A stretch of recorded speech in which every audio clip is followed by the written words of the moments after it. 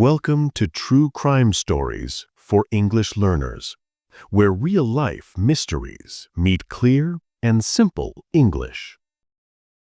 It was evening in London.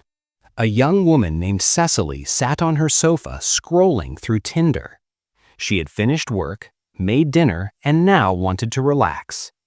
Suddenly, she saw a man with a friendly smile, stylish clothes, and photos from private jets, hotels, and beaches.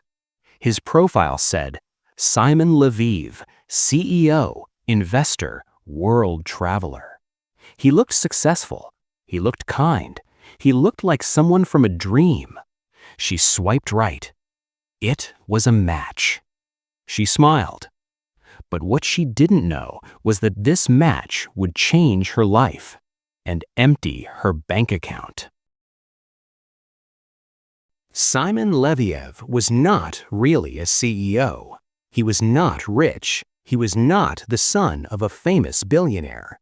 His real name was Shimon Hayut, an Israeli man with a long history of lies, scams, and debt. For years, he used dating apps to meet women across Europe. He showed them private jets, expensive hotels, and luxury clothes, but none of it was his.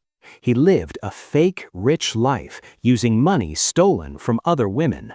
He used one woman's money to impress the next woman. It was a cycle, a scam, a trap, and he was very good at it. He knew exactly how to look charming, make women feel special, create trust fast, and hide every lie behind a smile. By 2018, he was one of the most successful romance scammers in Europe, and Cecily was about to meet him. After matching on Tinder, Cecilia invited Simon to a hotel in London. Not just any hotel, a 5-star luxury hotel with marble floors and a private restaurant. When she arrived, Simon greeted her with a warm hug. He looked exactly like his photos.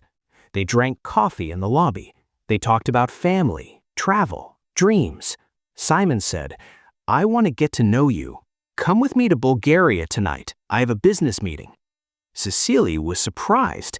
It was fast. It was crazy. But it also felt exciting. She agreed. Soon she was on a private jet with Simon, his bodyguard Peter, and his business partner. Everyone looked professional. Everything felt real. Simon held her hand and said, "You are special. I feel a connection." For Cecilia, it felt like a fairy tale. For Simon, it was only the beginning of his plan. The love bombing. After their trip, Simon sent Cecily messages every day. "You are the love of my life. I miss you. I can't wait to build a future with you." He sent flowers, voice messages, and photos from hotels around Europe. He told her he was the son of a diamond billionaire. He said he traveled for work and had bodyguards because the diamond business was dangerous. Everything he said made him sound important and powerful. Weeks later, Simon started talking about problems. He said, "My enemies are trying to attack me. It's dangerous for me to use my own money. They are tracking my credit cards." He sent photos of his bodyguard Peter with a bloody head. He sent videos from an ambulance. He wrote, "I'm in danger. I need your help." Cecily was shocked and scared. She believed him. That was exactly what Simon wanted. The first loan. Simon told her, "To stay safe, I need to use your credit card. I will pay everything back." Cecily loved him. She trusted him. She wanted to protect him. So she agreed. She gave him her credit card. But Simon used it fast, extremely fast. Hotels, flights, restaurants, thousands of dollars in days. He told her, "My enemies are close. Please, can you increase the limit?" She did. Then he asked for more. A loan. Then another loan, and another. Cecily flew to different banks in Europe to ask for money. She cried. She felt embarrassed, but she believed she was saving the man she loved. Simon promised, "I will pay everything back soon. My company will send you the money." But no money came. Instead, Cecily received bank messages. "Your debt is very high. You must make payments soon." She started to panic, but Simon kept messaging, "My love, please, trust me, I am in danger." And she continued helping him. She didn't know that Simon was using her money to take other women on luxury dates, to buy designer clothes, to fly around Europe. Her life was falling apart. Simon's life looked better than ever. Another woman, another lie.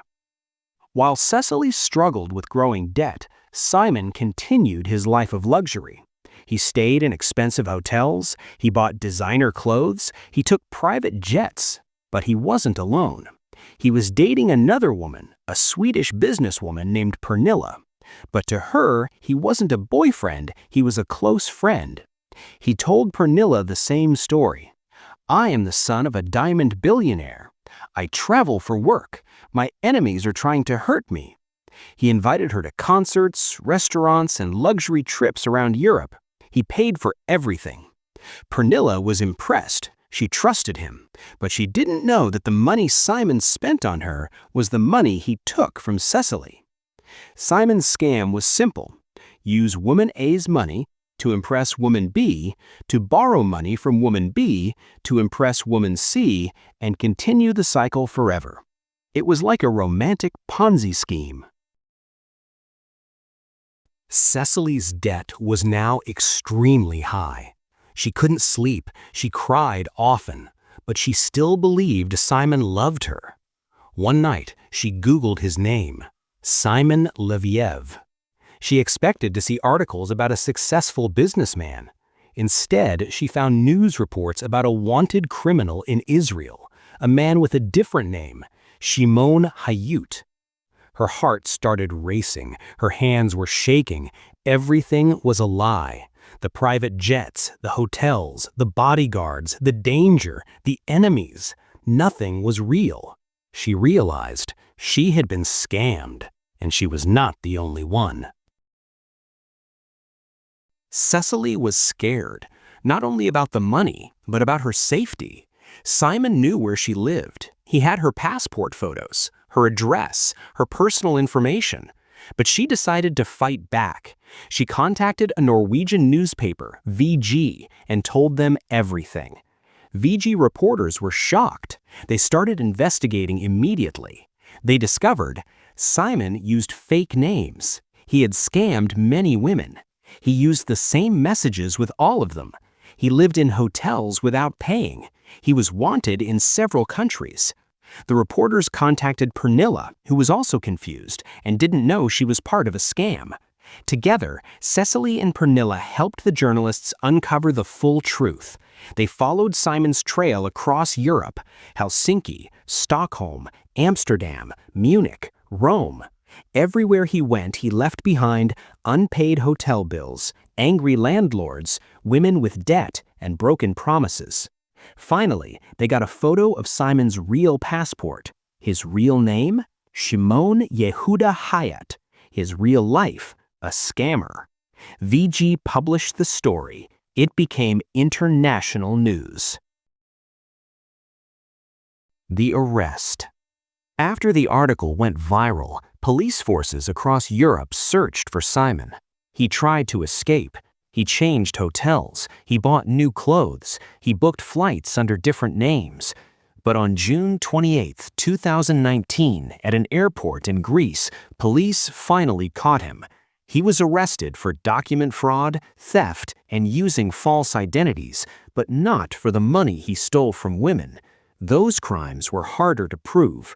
In Israel, he was sentenced to 15 months in prison, but he served only 5 months. After being released, he returned to social media. He posted photos of expensive cars, watches, and clothes. He even opened a website offering business advice. Many people were shocked. How could he still live like this? The truth was simple. Most of the money he stole was never found.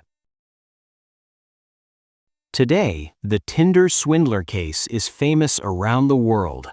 Cecilia and Pernilla worked with Netflix and journalists to warn others about romance scams.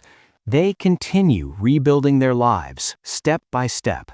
Simon, meanwhile, still denies everything. He says he is a real businessman. He says the women lied. He says the story is wrong.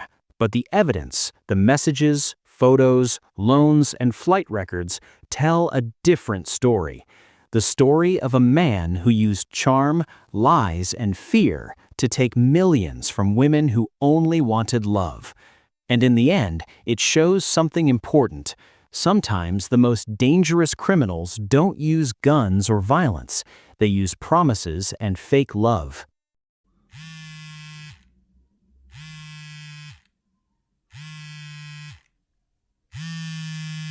Another dark chapter closed, but the mystery of human nature continues. Thanks for listening to True Crime Stories for English Learners. Don't forget to subscribe and join me next time for another real story that's stranger than fiction.